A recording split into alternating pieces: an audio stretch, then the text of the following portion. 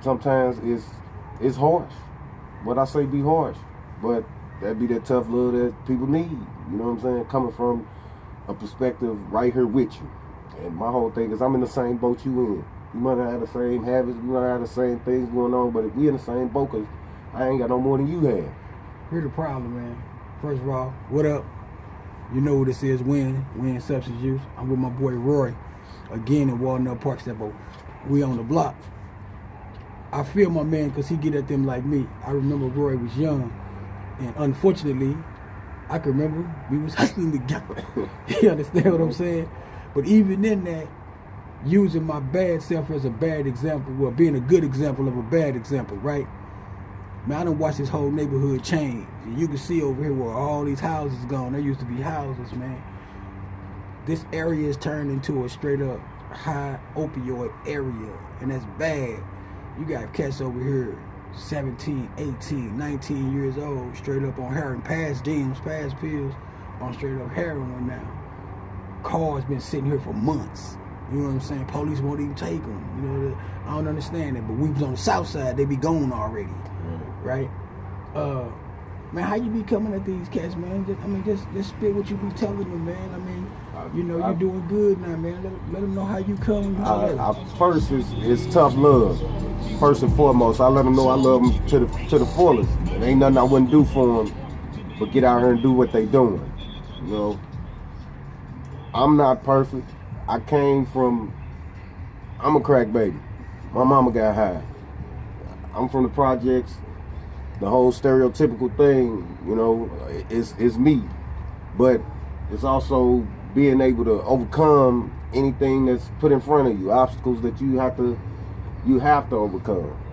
And more than anything, I try to talk to them based on, you don't have to do this because it ain't necessary. And I got friends out here that I talk to bad. They don't think I fuck with them. They don't think I love them, but it's more or less, this is love, man. And I don't want to see you laying down in the box, man, before your time. And unfortunately, that's what's been happening, especially in our city. I mean, it's the crime rate, it's the drugs, it's poverty, it's almost like don't nobody care. Hold up, you just hear that? Right. That's exactly what we face with every day. And from southeast of this country to the west, they could tell you that St. Louis is not a nice place to live. I mean, you can get statistics and all of that, but it still don't change the fact that we don't have the real help that we need out here. I mean, we have our city leaders that pretend to do this, and it's all about money. You know, a year ago, we had a alderman, Chris Carter, come through the neighborhood promising he was gonna clean it up and he was gonna do this. And I mean, beyond to his personal problems as far as what he had going on, he left.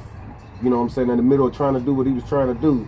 I mean, whether it was good or bad, if it was for the money or what, he still left. And now we left with this. You know, they spend money on unnecessary stuff instead of what we need, you know. Let me ask you, man, how many people you done lost in the last 12 months from ODing? How many people, not jail, just dead? How many people dead from ODing off heroin or some kind of opioid, probably these pills or sipping lean or something? 10 people. 10 people in 12 months. In 12 months.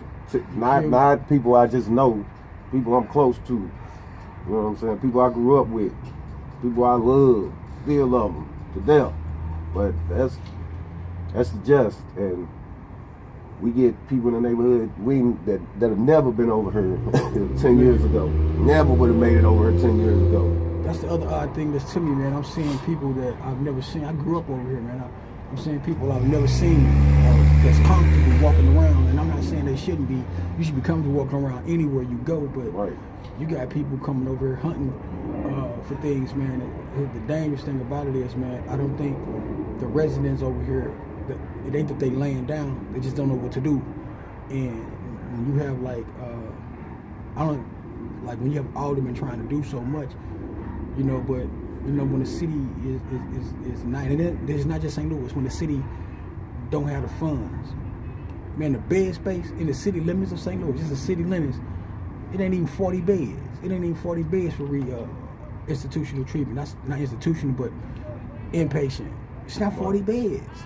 You know what I'm saying? That can help you, right? But the bed space that's here, man, the average person that's addicted to opioids, man, they don't have insurance.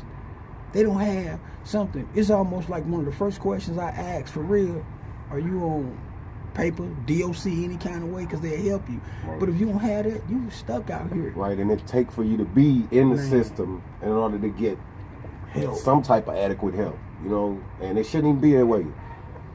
Whether you're in the system or not, you should be able to get help. And for a country as big as ours and the way it's ran, we should be able to help these people. Like you can look it up. Like Canada has an opioid problem also, but the combat against it, man, it's on a totally different league than what we do. It's like it's almost set up to be like this and set up to fail, so you don't make it. Like, and it's basically just the inner cities. I mean, it is not just the inner cities. Let me say that, because we got St. Louis County, and it's even worse. You know, it's bad all over. And I guess the reason we shooting this today is to understand that not everybody over here is out bad. Not everybody over here has an issue. You know what I'm saying? I can appreciate my man, because just like rest his soul, big homie decided to go to school and get himself together. My man here went and got his CDLs. Right. You know, he used to be out here hustling, every day, getting high, doing his thing, but he decided to go to school. I remember when he did that, when he went and got his CDLs, I remember the day he came with that hat. I remember he was like, man, I just graduated. You know what I'm saying? And now he hit, where were you at? Kansas City. Driving a school buses, taking care of his family, man.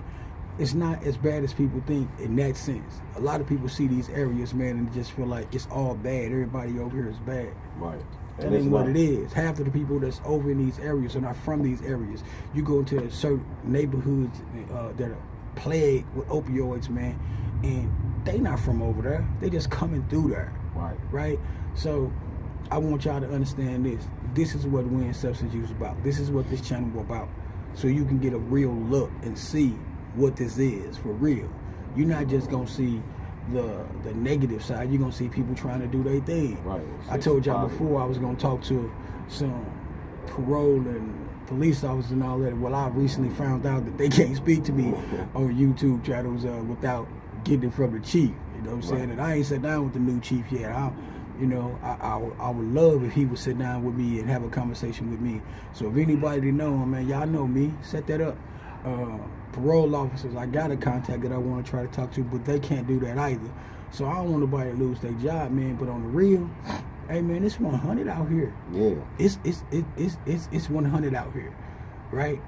I'm gonna end this with this. Realize this: no matter where you at, no matter what city you in, for real, it's a real fight. And in the fight, if you ain't swinging, you gonna get beat up. Yeah. They don't care nothing about you not swinging. It's time to start swinging. Win Substance Use.